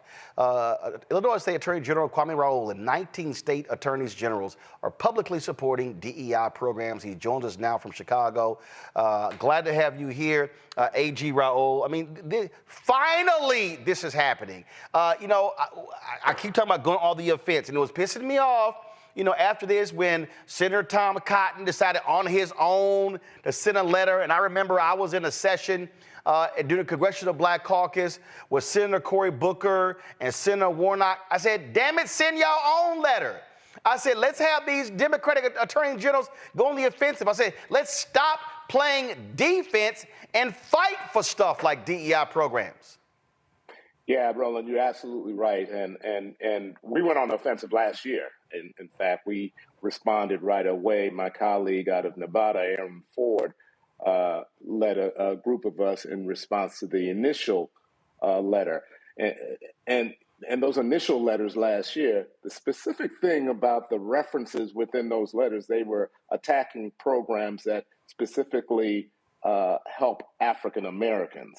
It wasn't just this broader diversity attack. It was programs that help the African Americans, such as the suit involving the Fearless Fund. And references were all about programs that helped African Americans. So it's not just attack on DEI just generally. It's a audacious racist attack. Yeah, and what they're targeting programs that have been beneficial for African Americans, and they want to shut all those down. They're attacking law firms, corporate America, every single program out there. And I have told some corporations, just because they haven't got to you yet, don't mean they ain't coming. Yeah, and the interesting thing is, to your point, to your initial point, if we are not responding back as aggressively and more aggressively, many of these corporations are going to retreat. We all already see it. They're afraid to even use the word diversity. So it's important for us to use our voices to say, hey, we are the consumers out here. We are the consumers out here, and we expect the boardrooms, we expect the executive offices, and we expect employees at large to reflect the diversity of our overall American population.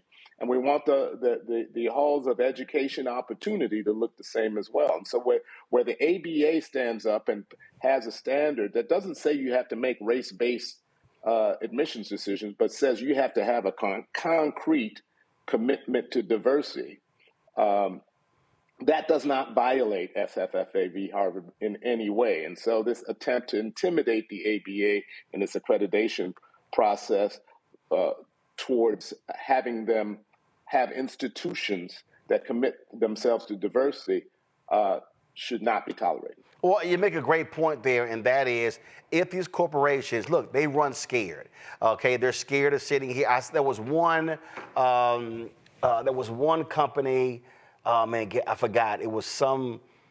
I don't know if it was a fishing company or a lumber company or something. And so these Republicans started attacking them, saying they're going to launch a boycott, and they shut down all of their DEI programs. And we saw how they attacked Target over LGBTQ items that were on display. And so, this is what they're doing. And so folks are running for cover. And so therefore, when you run for cover, it's like you got to give folks cover and you got to fight back. That's right.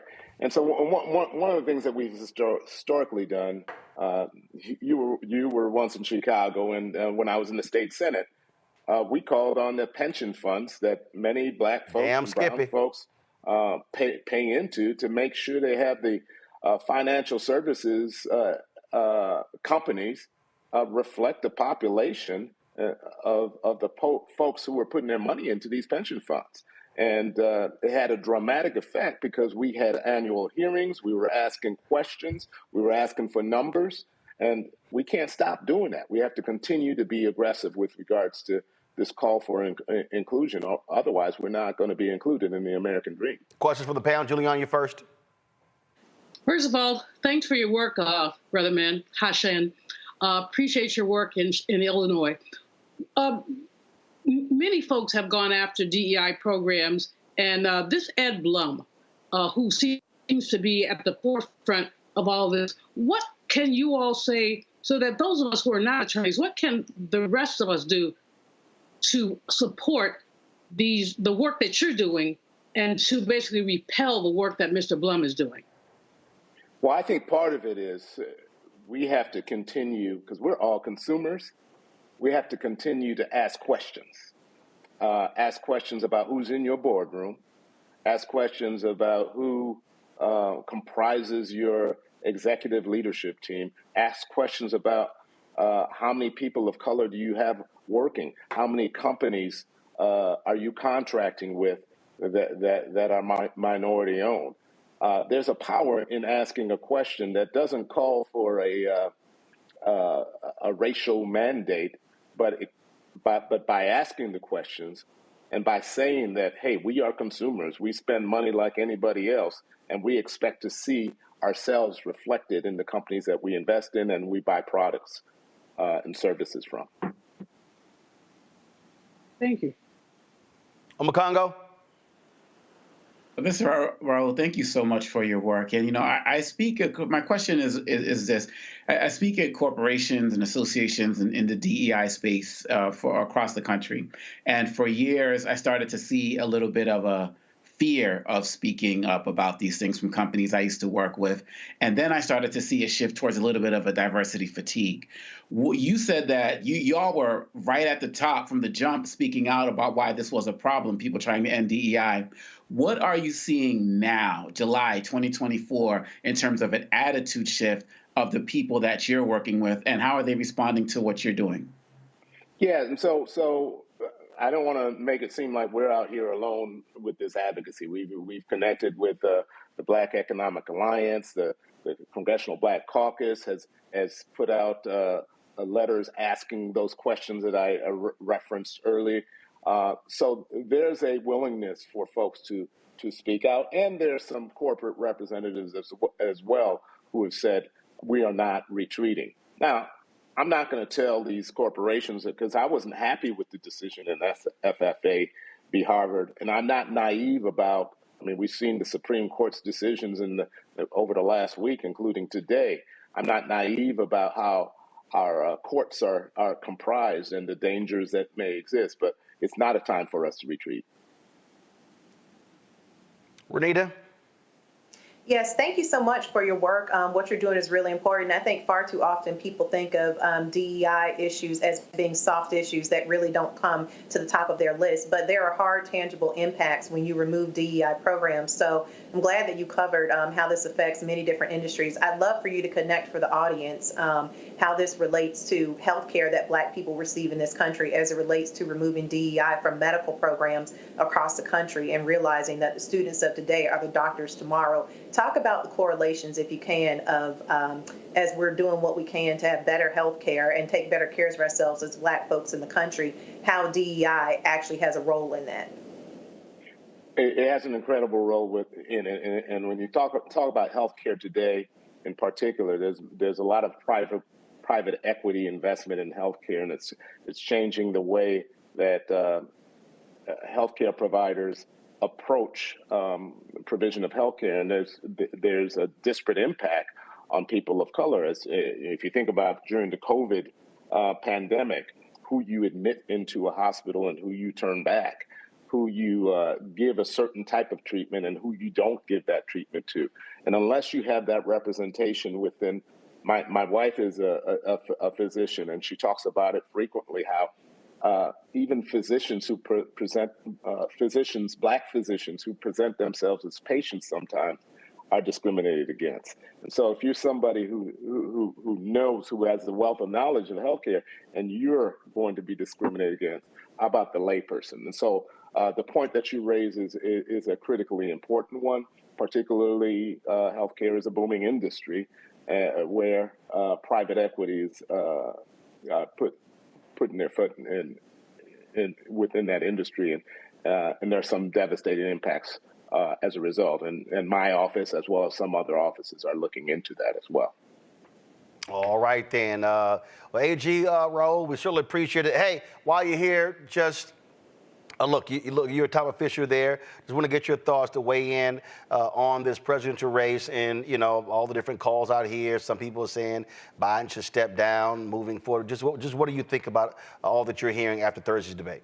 Well, I did an interview on Friday, and I said, what we weren't talking about aggressively, and all of these Democratic strategists that are calling for him to step aside, none of them are putting their name to it, and that really disturbs me. It's anonymous Democratic strategists. When the reality is, I think Trump provided so much ammunition when he said everybody was against Roe v. Wade, when he talked about the Black jobs. We should be jumping on all of the statements that Trump made within that debate, and we should be lifting that up to demonstrate what the consequence is if you elect Trump again. And today's decision about presidential immunity should strike a fear in everybody of the dangers of electing Trump, our next president. All right, then. Attorney General Rowe, we appreciate it. Thanks a lot. Thank you. All right, folks, going to a break. We'll be right back on Roland Martin Unfiltered on the Black Star Network. Don't forget, in about 19 minutes, President Joe Biden will be addressing the nation about today's Supreme Court decision, basically saying the President of the United States is a king. So we'll be covering that right here on the show. Don't forget, support the work that we do, folks. Nobody else is doing what we're doing. The Griot, they got rid of all of their news shows. Nobody else is doing a daily news show like we are, not just this show, but the other 4 weekly shows that we have. Nobody else. We were the only Black-owned media outlet. We were the only, other than Pacifica Radio, we were the only national media outlet that was there on Saturday, the Poor People's Campaign Mass Assembly, where thousands were there. We broadcast live from there as well. We travel around this country, and I'm telling y'all, we often are the only ones there on the dais covering this stuff. And so there's a whole bunch of people out here calling themselves New Black Media. They ain't never on the ground covering these events. We are. So when you support us with your resources, trust me, we're doing the good work with our staff. And in fact, just so you know, y'all think, look, this is not just me. And so, we took a photo with the whole crew. So give me 1 second. I just want to show y'all this here. Just in case y'all be like, man, we just be seeing you. Nope. This was, of course, us on Saturday after the photos coming in. Give me a second. This was us on Saturday at the event there in D.C. We were on the ground covering with our folks. We had camera operators, folks doing social media, doing audio, producing, you name it. We were doing it. And so when you support us, this is what you're supporting. We got lots of plans. We're going to be in Atlanta on July 18th, broadcasting there. Labor union is doing some work trying to organize some workers. I just got word of the vice president so I got to go to Dallas. First of all, I go to Ethiopia tomorrow. I'm there through February 8th, come back about 4 o'clock in the morning, then I turn around 12 hours later and fly to Dallas for the AKA convention where I'm hosting the golf tournament. I got word the vice president is going to be speaking there, and so I'm going to stay there to cover her speech. And so this is what we do. We are in the thick of it, and so we want to make sure that we're there getting the voices, you're hearing from them. And so when you support us, that's what happens. Send your check and money order to P.O. Box 57196, Washington, D.C., 20037-0196. Cash App is $RM Unfiltered, PayPal or Martin Unfiltered. Venmo is RM Unfiltered. Zelle, Roland at RolandSMartin.com, Roland at RolandMartinUnfiltered.com. Download the Black Star Network app, Apple phone, Android phone, Apple TV, Android TV, Roku, Amazon Fire TV, Xbox One, Samsung Smart TV. We'll be right back. Fanbase is pioneering a new era of social media for the creator economy. This next generation social media app with over 600,000 users is raising $17 million, and now is your chance to invest. For details on how to invest, visit startengine.com/fanbase or scan the QR code. Another way we're giving you the freedom to be you without limits. Now streaming on the Black Star Network. It was my junior year at Georgetown, and Spike calls me and he says, Malcolm, what are you doing next year? So, graduating, you know? He said, take a year off, work on Malcolm X. I said, okay. But first of all, for the folks who don't know, Spike is my cousin. Spike is my cousin. Just for the person watching, like, how the hell is Spike just gonna tell you that it's true? It's true.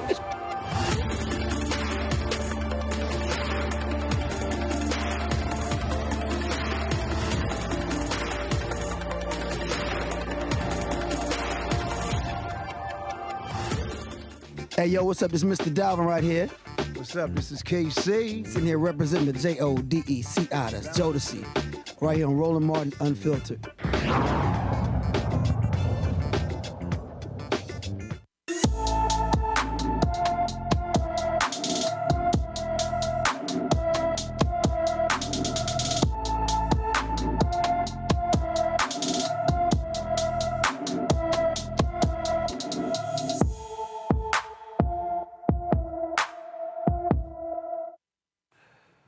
Michaela Adams disappeared from her Virginia Beach, Virginia home on May 12th. The 14-year-old is 5 feet 3 inches tall, weighs 180 pounds, with brown hair and brown eyes. She was last seen wearing a green jean jacket, a long-sleeve camel shirt, and green sweatpants. She may have some scars on her arms. Anyone with information about Michaela Adams should call the Virginia Beach, Virginia Police Department at 757-385-5000, 757-385-5000. The two Fort Worth, Texas jailers accused of killing a black man in custody have been arrested. Rafael Marino and Joel Garcia are charged with the murder of Anthony Johnson Jr. On April 21st, Johnson got into a struggle with jailers during a routine check of his cell for contraband. The struggle was caught on video, and it shows Marino keeping his knee on Johnson's back and shoulders for more than a minute after he had been pepper sprayed and restrained. The Tarrant County Medical Examiner's Office ruled Johnson's death was a homicide, listing mechanical and chemical asphyxia as his cause of death. Garcia was a supervisor at the time and recorded the incident on his phone. The sheriff's office says Garcia's actions delayed summoning medical help for Johnson. Marino and Garcia both posted bond and were released. The Texas highest criminal court says Governor Greg Abbott's pardon of a convicted murderer is constitutional. Travis County DA Jose Garza challenged the governor's pardon of Daniel Perry, a former Army sergeant who was convicted of murdering a Black Lives Matter protester in July 2020. Garza asked the Court of Criminal Appeals to review Abbott's pardon, arguing it ran afoul of the Texas Constitution. The court rejected that challenge. Perry was sentenced to 25 years in 2023 for killing Air Force veteran Garrett Foster. Perry, who was driving for Uber at the time, went into a planned protest downtown, got into an altercation with Foster, and shot him multiple times. Both men were armed and legally carrying their weapons under Texas law. Abbott argued Perry was within his rights to defend himself, citing the state's stand your ground laws, but Perry left out the racist writings of Perry and how he made clear that he had wanted to target black folks. Let's go to Georgia, where a federal judge has temporarily blocked parts of a Georgia law restricting organizations from helping people pay bail so they can be released while their criminal cases are pending. U.S. District Judge Victoria Calvert issued the 14-day stay on Section 4 of Senate Bill 63 to give both sides in the lawsuit time to argue over whether it should be stopped for the duration of the lawsuit. The American Civil Liberties Union of Georgia sued to stop the law from going into effect, alleging it is cruel and unconstitutional. The provision restricts charity organizations or individuals from helping pay their bail more than 3 times each year. Well, last month, we told you about the Bail Project, a national nonprofit that helps thousands of low-income people post bond. It announced that it was closing its Atlanta branch because of the law. Renita, this shows you right how the sheer stupidity of Republicans. It doesn't hurt anybody to have organizations that pays the bail of people. These are folks who are flat out evil, who are harmful, who do not like grace and mercy.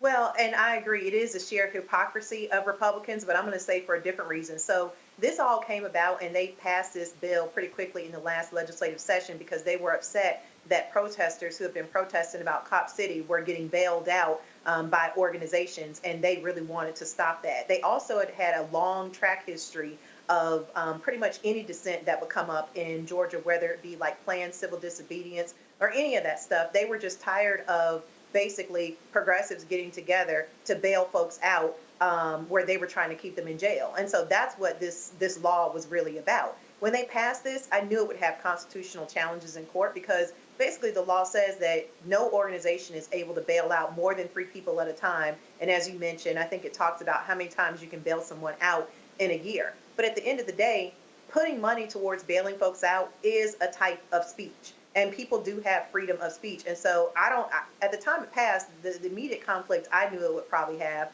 is that on the one hand, you've had the Supreme Court say with Citizens United that putting money towards a cause or money is, where you spend your money is a form of freedom of speech.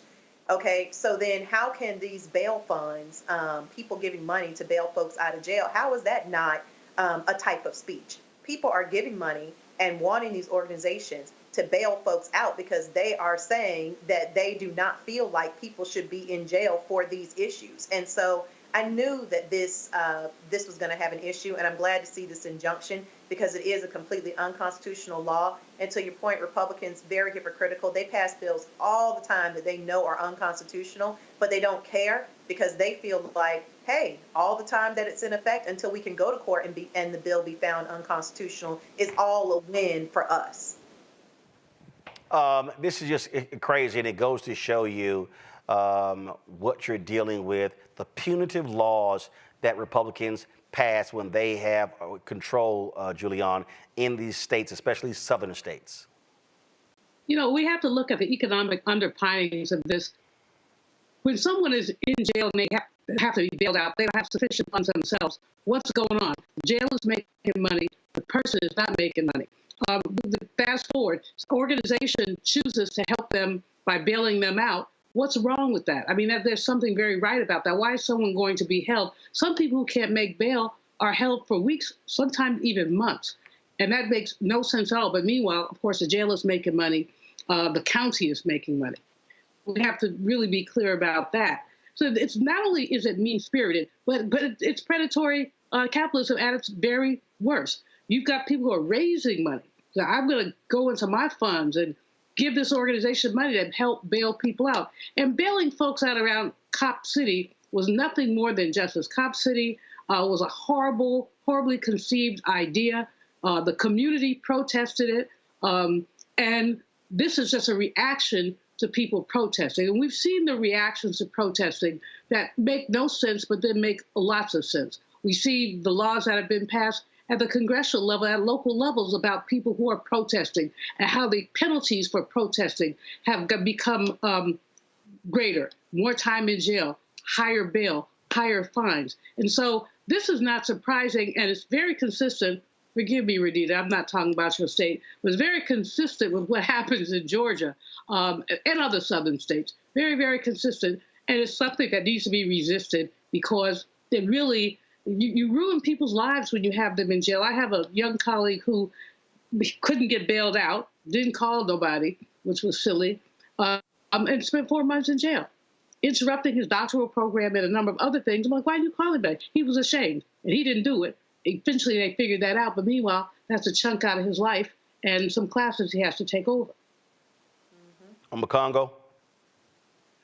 You know, this is consistent with what we're seeing, because we also see the laws that they're putting out to prevent people from helping people give them water or something to eat in line as it relates to people who are voting. They are anti-humanity, period, bottom line. And I think that even though many of these situations affect us disproportionately, particularly when we're talking about the justice system, this is also something that people need to be mindful of who are of different backgrounds, who should all be uniting to support this, because it's just a matter of time before it comes to them. Just like every other issue that affects Black people eventually ends up hurting white people, and in particular, whether we're talking about unemployment, COVID disparities, all of these things will eventually come to their communities. And so people who might have been part of poor communities, these are things that they should get around. But this idea, if they can sell this narrative, the folks who are against this policy continue to sell this narrative in some way, shape, or form that this is benefiting Black people, this just goes back to that Lyndon Johnson quote about, you know, as long as you can convince the poorest white man he's better than the best colored man,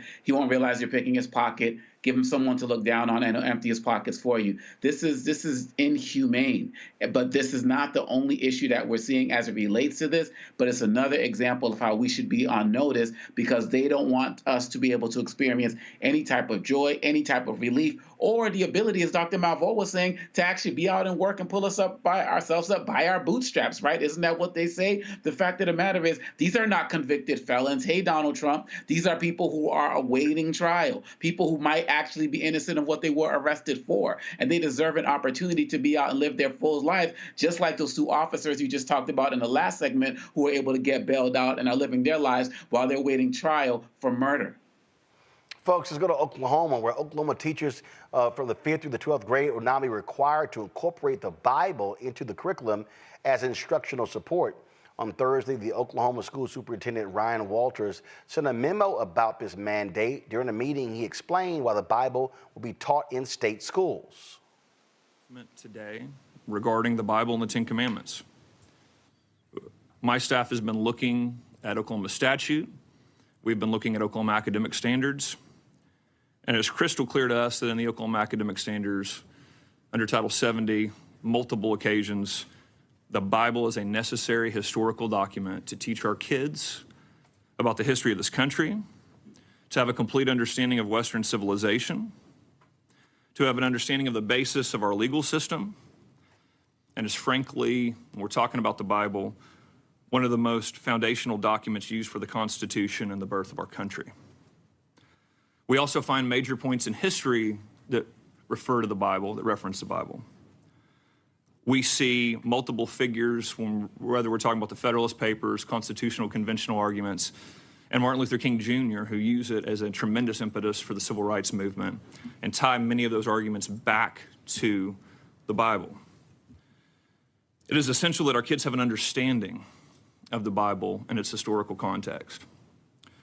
So we will be issuing a memo today that every school district will adhere to, which is that every teacher, every classroom in the state will have a Bible in the classroom, and we'll be teaching from the Bible in the classroom to ensure that this historical understanding is there for every student in the state of Oklahoma in accordance with our academic standards and state law. Oh, Julian, so let's quote Dr. King using the Bible, but in Oklahoma, let's not actually teach about Dr. King. There you have it. I mean, this is such hypocrisy to, first of all, every classroom. So is the math teacher also going to be required to teach the Bible? Will the science teacher stop science experiments so they can have a biblical moment? This makes no sense at all, and the NEA and the AFT are challenging this, as is the ACLU. But these Bible thumpers, they can thump it, but they can't read it. And so you got them proselytizing And there's no, I don't understand how this guy's getting away with this. Yeah, I do. He's a Republican right-winger who's making his point. It will probably be challenged, but until then, many teachers are going to have their licenses placed in jeopardy because they're saying, if you don't do it, you may be fired. Now, in Oklahoma, a teacher's license is taken away on a case-by-case basis. So you can't say, I'm going to fire everybody who doesn't teach the Bible. You would have to go and say, Jane Jones didn't teach the Bible this semester, and then try to fire her. But that's very cumbersome, and it puts teachers on the defensive. It's inappropriate, unacceptable, but fully consistent with what we just saw with the Supreme Court, which we're seeing from the Republican Party. They are trying to take us back, not to the 20th century, to the 1950s. They're trying to take us back to the 1850s. But some of us ain't going. Congo. This is what a theocracy looks like. And so people talk about, some of these other countries around the world, these, Islamic states that are theocracies. This is what it looks like. Just substitute Islam for Christianity. And the reason why he's also doing this is because I'm sure he knows that this will eventually get to the Supreme Court, and he feels like this Supreme Court will side with him. And so we're going to be seeing more of that, just like with Louisiana and the Ten Commandments in the classroom. All of these cases are going to make it to the court because they feel like they have a friendly court on their side. And so this is another example today of, just like we talked about, no man's above the law or persons above the law, except now the president. And like Renita said, that was never always the case as it relates to, wealthy people in terms of influence. But now we also just have to be mindful of this whole conversation about separation of church and state. People are actively trying to do that as well. And so, that was... Congo, got to cut you short. President Biden is now about to speak. Let's go live to the White House. The presidency is the most powerful office in the world. It's an office that not only tests your judgment, perhaps even more importantly, it's an office that can test your character. Because you not only face moments when you need the courage to exercise the full power of the presidency, you also face moments where you need the wisdom to respect the limits of the power of the office of the presidency. This nation was founded on the principle that there are no kings in America. Each of us is equal before the law. No one is above the law, not even the President of the United States.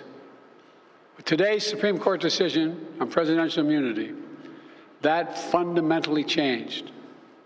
For all practical purposes, today's decision almost certainly means that there are virtually no limits on what a president can do.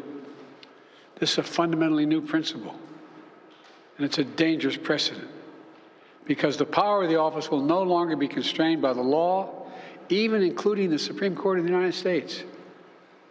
The only limits will be self-imposed by the president alone.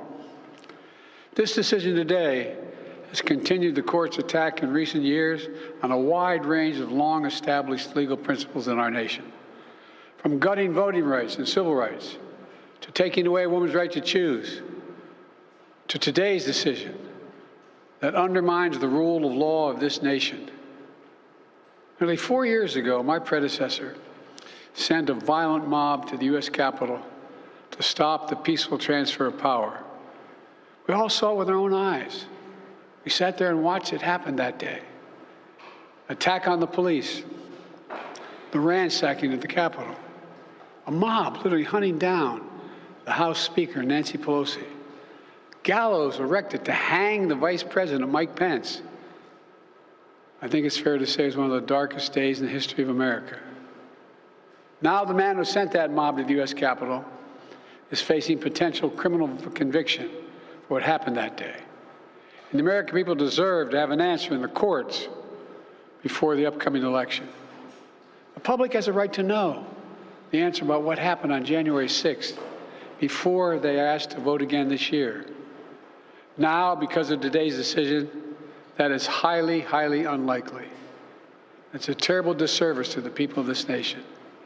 So now the American people have to do what the courts should have been willing to do, but will not. The American people have to render a judgment about Donald Trump's behavior. The American people must decide whether Donald Trump's assault on our democracy on January 6th makes him unfit for public office in the highest office in the land. The American people must decide if Trump's embrace of violence to preserve his power is acceptable.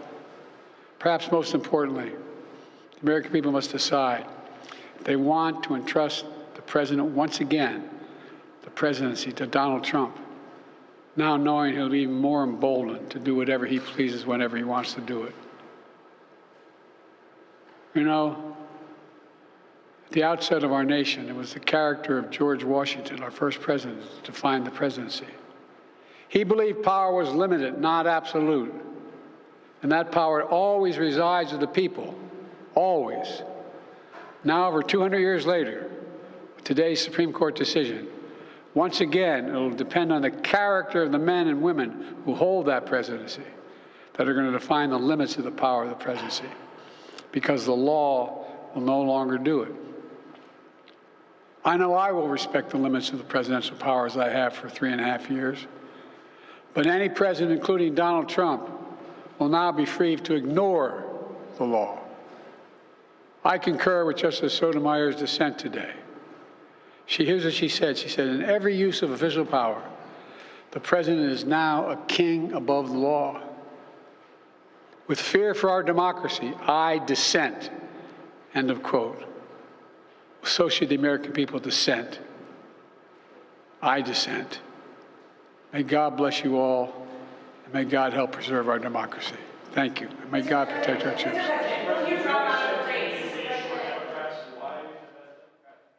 That was President Joe Biden moments ago speaking at the White House regarding today's Supreme Court decision that grants amazing powers of the president, essentially saying that he has immunity when it comes to official acts, but not unofficial, but they did not define what those were. Renita, your reaction to the president speaking?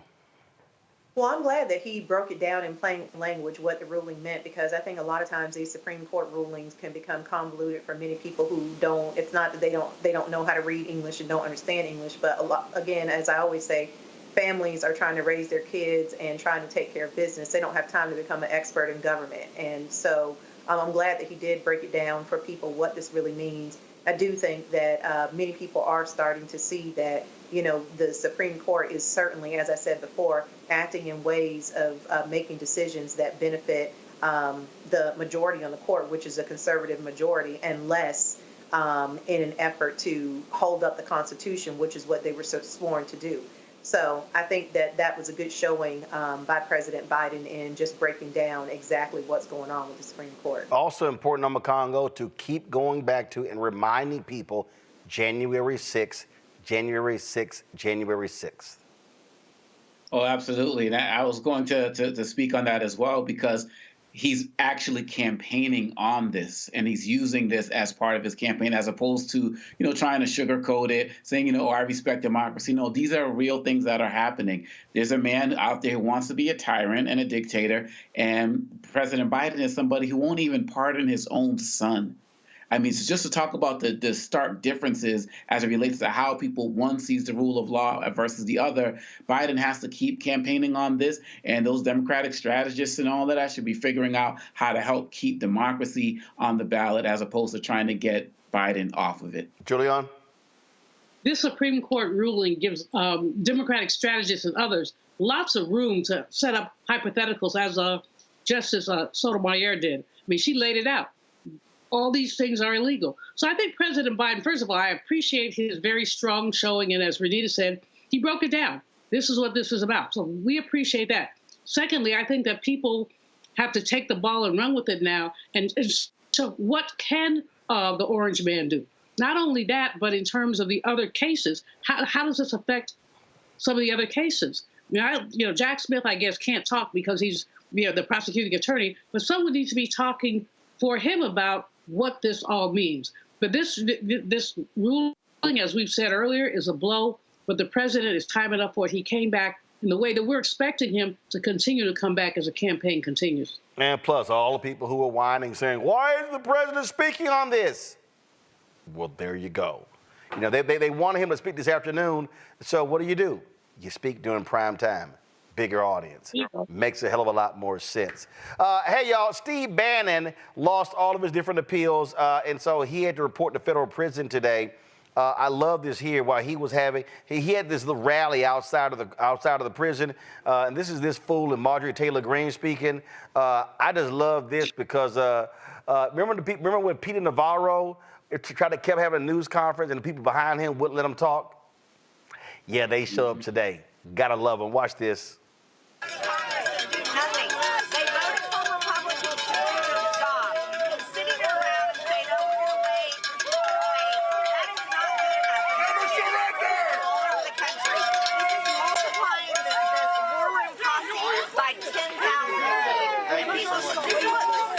Hopefully 10,000%.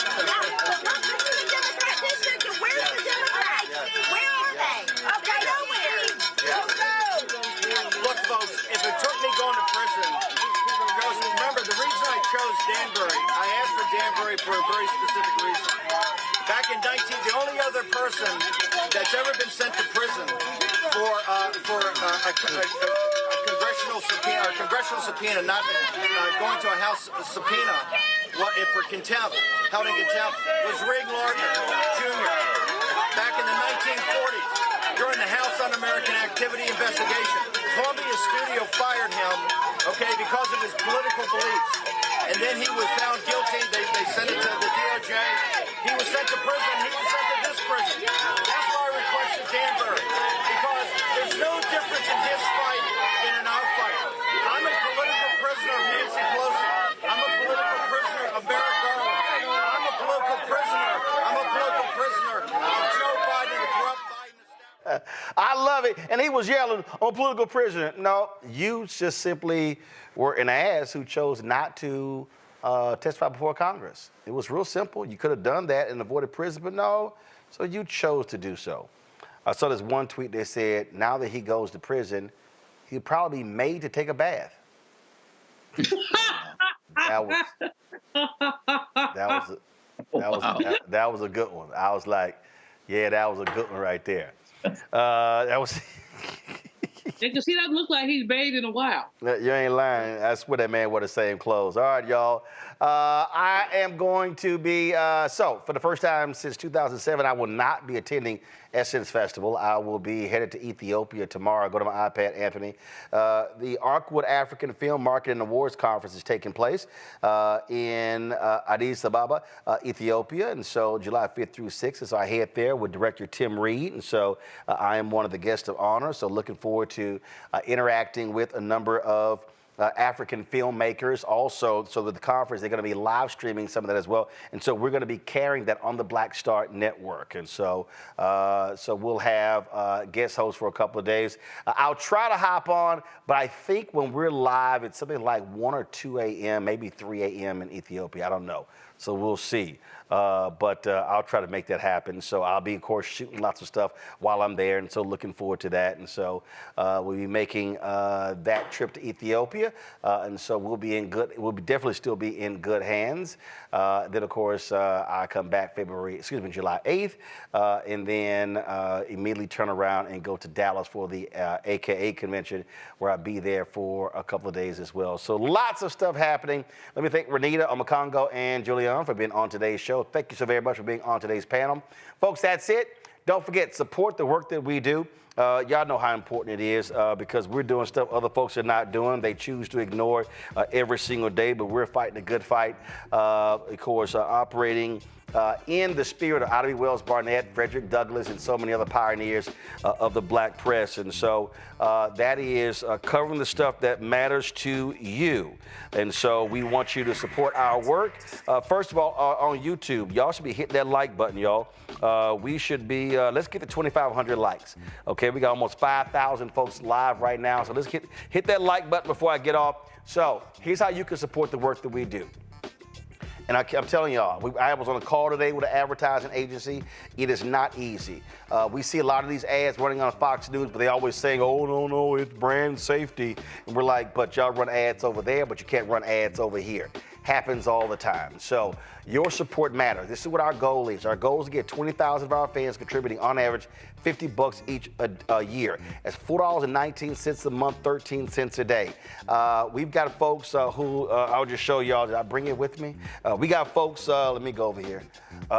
We got folks who support us every single day. Today, we got these, literally, I had to sign all of these checks and money orders. Because these are the folks who say, hey, I'm not doing electronic, and so I sign all of these, and so it's real. And so we got people support our work, and trust me, we're doing the stuff that nobody else is doing. When I say no one is doing what we're doing, this is no lie. Byron Allen's The Griot canceled all of their shows except one. None of their daily news shows, they're all gone, all right? Black Enterprise, nope. Blavity, nope. Essence, nope. Ebony, nope. None of these folks are doing what we're doing. A daily news show, multiple shows that speak to our issues when it comes to our community. And so your support is critical. Again, if 20,000 of our fans contribute $50 each, that's $1 million. Now, I'm sitting here, some of the people, I see 50, I see 100. I see $10, I see $25, I see $10, $100, $15, I can go $35, $10, $5. Hey, every single dollar absolutely matters. That's important to raise $1 million. What we do, folks, is cost $195,000 a month. That's studio space, that's our live streaming equipment, that's our staff, that's everything. Insurance, this studio space, you name it. We got to buy new equipment, stuff breaks, you name it, we got to do that. And so we're doing, again, the work that nobody else is doing. And so your support is critical. We've had some, and Keenan, send me the updated number. I think since we launched September 4th, 2018, we've had something like 26,000 donors. And so we are greatly appreciative of the people that will support our work. So please, see your check and money order, P.O. Box 57196, Washington, D.C., 20037-0196. Cash App, $RM Unfiltered, PayPal, R Martin Unfiltered, Venmo is RM Unfiltered, Zelle, Roland at RolandSMartin.com, Roland at RolandMartinUnfiltered.com. We've got folks who give right there on YouTube. We appreciate that. We prefer you give to us directly. That way, 100% of those proceeds go right to us. And look, when you give to the show, that money goes right back into the show. When you get my book, White Fear, How the Browning of America is Making White Folks Lose Their Minds, all proceeds go right back into the show. And so I got a fee from the publisher as well as from Audible. That money goes right back into the show. And so you can get the book as well. And that'll support what we do. And let me just shout out to the folks who gave during the show. Kevin Lindquist, Alan Whitaker, Josephine Turner, Karen Wallace, Anthony Lawson, Erica George, Claudia Douglas Smith, Alan Whitaker, Mark Abrams, let's see here, Jennifer Nickerson Turner, also Levine Hearn, Aisha Bam, Samuel Taylor, Deborah Ganter, Doris Dixon, Sukari Johnson, Angie Amore, Willie McCoy, Mary Young, Nicole Smith, Sharon Norwood, Joan Warren, Yeldell, Kavon Shelton, Matthew Folson, Sheila Norward, Joan Cooper, Marlene Abair, Streety, Randy McDonald, Cynthia Coleman, Samuel Young, Margarita, Kenya, Adia, Kimberly Stackhouse, Tracy Collins, Lady Tasha, Jamal Graham, Amber Woodhouse, Dietrich Bragg, Alicia Thornwell, Sheldon Williams, Callie Greer, Philip Patterson, Yoko Jones, Valerie Williams, Lena Casey, Kenrick Burke, Sherlyn Carrington, and Anita Nickens and Jessica Wimbush. And so we appreciate all of y'all who support this show. Thank you so very much, folks. We appreciate all the work. I will see y'all when I get back from the motherland. Y'all know how we always end the show. Black Star Holla! Network is here. Oh, no punch! I'm real revolutionary right now. Thank you for being the voice of Black America. All momentum we have now, we have to keep this going. The video looks phenomenal. See, there's a difference between Black Star Network and Black-owned media and something like CNN. You can't be Black-owned media and be scared. It's time to be smart. Bring your eyeballs home. You dig?